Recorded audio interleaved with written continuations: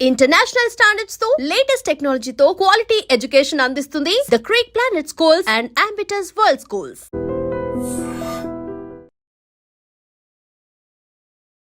ప్రస్తుతం మన ముందు తెలంగాణ భవన్. యాక్చువల్లీ 8 నెలల తర్వాత కేసీఆర్ తెలంగాణ భవన్ కి రాబోతున్నాడు అనే విషయాన్ని తెలిసిన తర్వాత చాలా మంది ఇక్కడికి వస్తున్నారు. యాక్చువల్లీ ఈ మీటింగ్ కేవలం పార్టీకి సంబంధించిన ఎంపీలు, ఎమ్మెల్యేలు, ఎమ్మెల్సీలు ఆర్ ఎక్స్ ఎమ్మెల్యేలు, ఎంపీలు ఇట్లాంటి వాళ్ళకే. బట్ అయినా సరే ఒక్కసారైనా సార్ ని, కేసీఆర్ ని చూడడానికి చాలా మంది ఎక్కడెక్కడి నుంచి వచ్చింది అంటే తెలంగాణ వ్యాప్తంగా ఉన్నటువంటి చాలా జిల్లాల నుంచి కూడా ఇక్కడికి వచ్చింది. మనం చూడొచ్చు ఈ బ్యానర్ ఒక్కసారి చూడండి. Box back, BRS party president మళ్ళీ రావాలి, కేసీఆర్ సార్ గారు మీ చేతిని విడమము, మీ మార్గం బదలము అని చాలా మంది ఇట్లాంటి ఫ్లెక్సీలు ఏర్పాటు చేసుకొని ఆయన మీద ఉన్నటువంటి అభిమానాన్ని చాటుకుంటున్నటువంటి సిచ్యువేషన్ అయితే కనిపిస్తుంది. యాక్చువల్లీ నిన్న నందినగర్ ఇంటికి ఆల్రెడీ చేరుకున్నారు. సో అక్కడ నుంచి ఎగ్జాక్ట్లీ 2 o'clock కి మీటింగ్ స్టార్ట్ కాబోతుంది కాబట్టి 1:45 ప్రాంతంలో కేసీఆర్ ఇక్కడికి చేరుకోబోతున్నారు. అండ్ ఆయన ఇక్కడ నుంచి ఏం మాట్లాడబోతున్నారు, ఏం పిలుపు ఇవ్వబోతున్నారు అనేది కూడా పెద్ద ఎత్తున చర్చ అయితే నడుస్తోంది. ఇక్కడ చూడండి, ఒక్కొక్కరు మనం చూస్తూ ఉన్నాం. వివిఐపీస్ అందరూ చేరుకుంటున్నటువంటి సిచ్యువేషన్ అయితే కనిపిస్తోంది. ఆల్ ఎమ్మెల్యేస్, ఎంపీస్ వీళ్ళందరూ కూడా చేరుకుంటున్నారు. ఒక్కొక్కరు టైం కంటే ముందే చేరుకుంటున్నారు. అండ్ చాలా మంది మనం ఇక్కడ చూడొచ్చు, ఒక లిస్ట్ మనకి ఇక్కడ కనిపిస్తోంది. ఆ గేట్ లోపలికి ఈ లిస్ట్ లో ఎవరి పేర్లు అయితే ఉన్నాయో వాళ్ళని మాత్రమే ఎలో చేస్తూ ఉన్నారు. మిగతా వాళ్ళు ఎవరిని కూడా ఎలో చేయట్లేదు. లోపల ఎవరైనా ఉంటే కూడా బయటికి పంపించేస్తున్నారు. సో కొంతమంది వ్యక్తులను మాత్రమే లోపలికి ఎలో చేస్తున్నారు. దట్టు లిస్ట్ లో పేరుని చెక్ చేసుకున్న తర్వాతనే లోపలికైతే ఎంట్రీ ఉండబోతోంది. సో ఇంకో గంట సేపట్లో కేసీఆర్ ఇక్కడికి రాబోతున్నారు. పెద్ద పెద్ద నాయకులు ఎవరైతే హరీష్ రావు గాని లేకపోతే కేటీఆర్ గారు గాని వాళ్ళు వచ్చిన ఒక 5-10 నిమిషాల తర్వాత కేసీఆర్ ఇక్కడికి వచ్చే అవకాశం ఉన్నట్టుగా చెప్తూ ఉన్నారు. సో ఒకసారి మాట్లాడే ప్రయత్నం చేద్దాం. చాలా మంది ఇక్కడికి వచ్చిండ్రు, ఒకసారి మాట్లాడే ప్రయత్నం చేద్దాం. వచ్చారు, ఒక్కసారి ఎప్పుడొస్తారా అని ఎదురు చూస్తున్నారు. ఏం చూసిరండి. నా పేరు శ్రీను నాయక్, బీఆర్ఎస్ రాష్ట్ర కార్యదర్శి, ఉస్మానియా యూనివర్సిటీ. అయితే గత 2 సంవత్సరాల్లో ఈ కాంగ్రెస్ ప్రభుత్వం లేనిపోని మోసపూరిత హామీలు ఇచ్చి ప్రజలను మోసం చేసి గద్దెనెక్కిన తర్వాత ఇప్పుడు ఈ 2 సంవత్సరాల కాలంలో ఈ కాంగ్రెస్ ప్రభుత్వం రేవంత్ రెడ్డి చేసింది శూన్యం. తెలంగాణ సమాజాన్ని కాంగ్రెస్ ప్రభుత్వం ఏ విధంగా నాశనం చేస్తుంది, ఏ విధంగా మోసం చేస్తుందనే దాన్ని వివరించడానికి, తెలంగాణ ప్రజలను తెలియపరచడానికి ఈరోజు బీఆర్ఎస్ పార్టీ అధినేత కేసీఆర్ గారు ఈరోజు తెలంగాణ భవన్ కు వచ్చి ప్రెస్ మీట్ లో మాట్లాడడం జరగబోతుంది. అంటే ఇప్పుడు ఓన్లీ వివిఐపీస్, ఓన్లీ నాయకులకు సంబంధించి ఆయన ఒక కార్యాచరణ ఇవ్వబోతున్నారు, ఒక పోరాటం వైపు నడవబోతున్నారు అనేది ఒక చర్చ. మీడియా సమావేశం ఉంటుందా, ఆయన ఏం మాట్లాడబోతున్నారు అనేది కూడా అంటే అందరు ఎదురు చూస్తూ ఉన్నారు. ఆయన ఏమన్నా మిమ్మల్ని ఉద్దేశించి మాట్లాడే అవకాశం ఉందా? ఖచ్చితంగా ఈ రోజు బీఆర్ఎస్ పార్టీ అధినేత కేసీఆర్ గారు మీడియా సమావేశం సందర్భంగా కాంగ్రెస్ పార్టీ గత 2 సంవత్సరాలుగా కాంగ్రెస్ పార్టీ వైఫల్యాలు, అదే విధంగా పార్టీ క్యాడర్ ని ఉద్దేశించి భవిష్యత్తులో ఈ కాంగ్రెస్ ప్రభుత్వం మీద చేయవలసిన పోరాటం, ఈ కాంగ్రెస్ ప్రభుత్వాన్ని గద్దె దింపడానికి బీఆర్ఎస్ పార్టీ కార్యకర్తలు చేయవలసిన పనులను కూడా ఈ రోజు వివరించబోతున్నారు. 8 నెలల తర్వాత ఆయన రాబోతున్నారు బయటికి. అంటే గతంలో ఇక్కడే 8 నెలల క్రితం వచ్చిండ్రు, మళ్ళా ఇప్పుడు రాబోతున్నారు. ఏం ఎక్స్పెక్ట్ చేస్తున్నారు, ఏం పిలుపునివ్వబోతున్నారు? ఇప్పుడు కాంగ్రెస్ ప్రభుత్వం వచ్చినాక తెలంగాణ రాష్ట్రానికి తీరని అన్యాయం జరుగుతుంది. ఒకటి జలదోపిడి, బనకజల్ల ప్రాజెక్టు విషయంలో జలదోపిడి అయినా, తర్వాత ఈ కాంగ్రెస్ ప్రభుత్వానికి పరిపాలిస్తున్న మన రేవంత్ రెడ్డి గారు ఫ్యూచర్ సిటీ అని రియల్ ఎస్టేట్ రంగాన్ని ఏదో ఒక విధంగా కమిషన్ పేరు మీద మాత్రమే పరిపాలన చేస్తున్నాడు. ప్రజాపాలన అనేది నడుస్తలేదు. కాబట్టి దాన్ని ప్రశ్నించడానికి, అది ప్రజలను తెలియపరచడానికి మన బీఆర్ఎస్ పార్టీ అధినేత కేసీఆర్ గారు వస్తున్నారు. ఇప్పుడు కవిత గారు పార్టీ నుంచి వెళ్ళిపోయిండ్రు, ఆమె గురించి ఏమన్నా ప్రస్తావన ఉండబోతుందా? లేదండి, అది ఆల్రెడీ పార్టీ ఒక డెసిషన్ తీసుకున్న తర్వాత అది ఆ చరిత్ర అయితే ఉండదు. చర్చ అనేది దేని గురించి ఉంటుందంటే ఈ కాంగ్రెస్ పార్టీ వైఫల్యం గురించి చర్చ ఉంటది. రేవంత్ రెడ్డి తెలంగాణ రాష్ట్రాన్ని ఏ విధంగా దోచుకుంటున్నాడు దాని గురించి చర్చ ఉంటది. భవిష్యత్తులో బీఆర్ఎస్ పార్టీ కార్యకర్తలు, నాయకులు ఏ విధంగా అవలంబించాలి, తమ పోరాటాన్ని ఏ విధంగా ముందుకు తీసుకుపోవాలనే దాని గురించి చర్చ ఉంటది. స్థానిక సంస్థల ఎన్నికల్లో కాంగ్రెస్ పార్టీ అధికార పార్టీ కాబట్టి గెలిచింది. కానీ బీఆర్ఎస్ పార్టీ ఇక లేదు, బీఆర్ఎస్ పార్టీ ఇక ఉండబోదు అన్న పొజిషన్ లో ఇప్పుడు పెద్ద ఎత్తున మీరు స్థానిక సంస్థల ఎన్నికల్లో మంచి పర్ఫార్మెన్స్ చేయగలిగినారు. ఎట్లా సాధ్యమైంది? దీని గురించి కూడా ఏమన్నా మాట్లాడే అవకాశం ఉందో? 2018 పంచాయతీ ఎలక్షన్ చూసుకుంటే కాంగ్రెస్ పార్టీకి అప్పుడు మండలానికి ఒక సర్పంచ్ కూడా గెలవలేదు. కాంగ్రెస్ పార్టీ 2018 పంచాయతీ ఎలక్షన్ సందర్భంగా మండలానికి ఒక సర్పంచ్ కూడా గెలవలేని పరిస్థితి ఏర్పడ్డది. ఇప్పుడు మా పార్టీ ప్రతిపక్షంలో ఉండి కూడా బీఆర్ఎస్ పార్టీకి ప్రజలు బ్రహ్మరథం పట్టించారు. అంటే ఒక 4000 పైచులకు అంటే 32-33% ఓట్లతో సర్పంచ్ స్థానాలతో బీఆర్ఎస్ పార్టీని గెలిపించారంటే భవిష్యత్తు కూడా బీఆర్ఎస్ పార్టీతోనే ఉంటది. ఒక విమర్శ ఉంది కదా, కేసీఆర్ గారు అసలు బయటికే రారు, అసెంబ్లీకి రారు అనేది.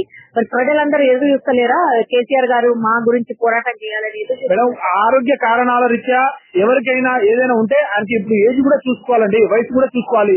వయసు ఆరోగ్య రీత్యా కారణంగా ఎవరు అంత బయట అంత పర్ఫెక్ట్ గా తిరగలేరు. ఆయన వచ్చినా కూడా ప్రజల పక్షాన మాట్లాడడానికి చూస్తారు.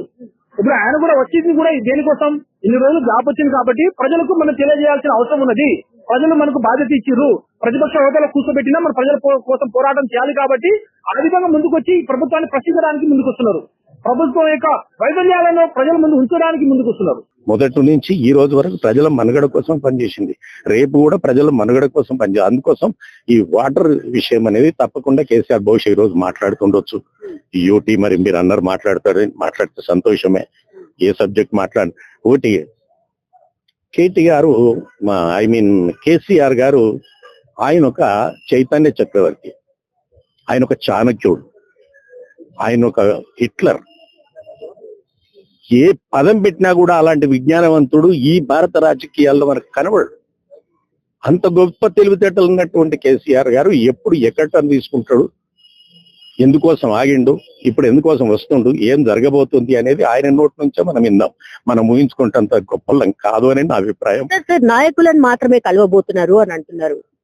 జనరల్ గా అంటే కార్యకర్తలను ఉద్దేశించి కూడా ఆయన ప్రసంగిస్తారా?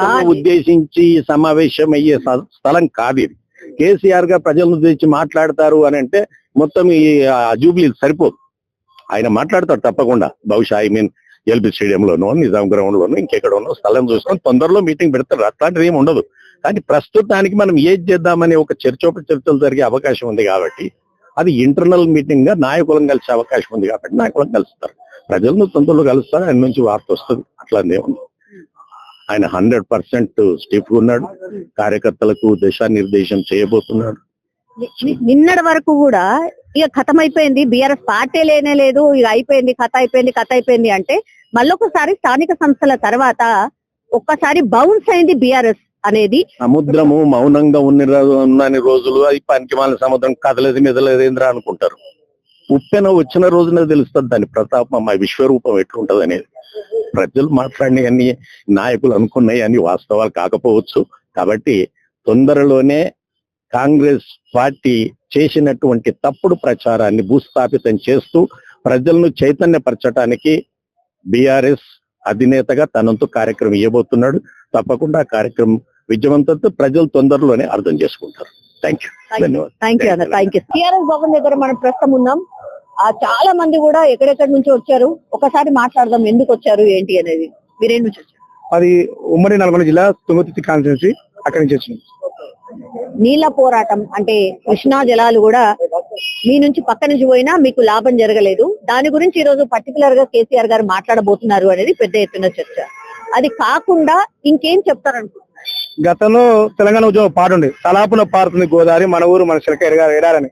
ఆ తలాపున పారుతున్న గోదావరి తీసుకొచ్చి మా కాలం జరిగింది మాత్రం కేసీఆర్ గారు. గతంలో తుంగతుర్తి ప్రాంతం అంటే ఎటు చూసినా గోరీలు ఉండే, ఎక్కడ కక్షలు కార్పొరేట్లు వీళ్ళ కమిషన్ కోసం తీసిన కాలువల్లో రక్తం పారింది. కానీ కేసీఆర్ గారు వచ్చినాక కాళేశ్వరం కట్టి మా కడుపులు నింపి గోదావరి అంతా మా కాలు గారింది కేసీఆర్ గారు.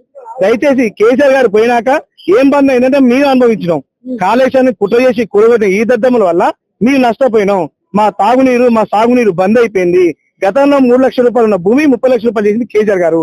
ఇప్పుడు మీరు అన్నట్టు కృష్ణా జిల్లాలో కేఆర్ఎండి కప్పు చెప్పినప్పుడు గతంలో నల్గొండలో మీటింగ్ పెట్టి వీరు చాదగాని వాళ్ళు కాబట్టి కృష్ణా జిల్లాలు తీసుకుపోయి తాకట్టు పెట్టారు ఆంధ్రలో కానీ కొట్లాడింది కేసీఆర్ గారు. ఇప్పుడు అదే జరుగుతుంది. అటు బనకజల్ల కట్టి గోదావరి జిల్లాలు తీసుకుపోవాలని, ఇటు కేఆర్ఎండికి మళ్ళా చెప్పాలని చేస్తున్న ప్రయత్నాన్ని అడ్డుపడడానికి కేసీఆర్ గారే బయలుదేరారు. రాష్ట్రంలో ఇలా ఏం జరుగుతుందంటే ఈ రాక్షసుల పాలనలో రావణ కాష్టం అయిపోయింది.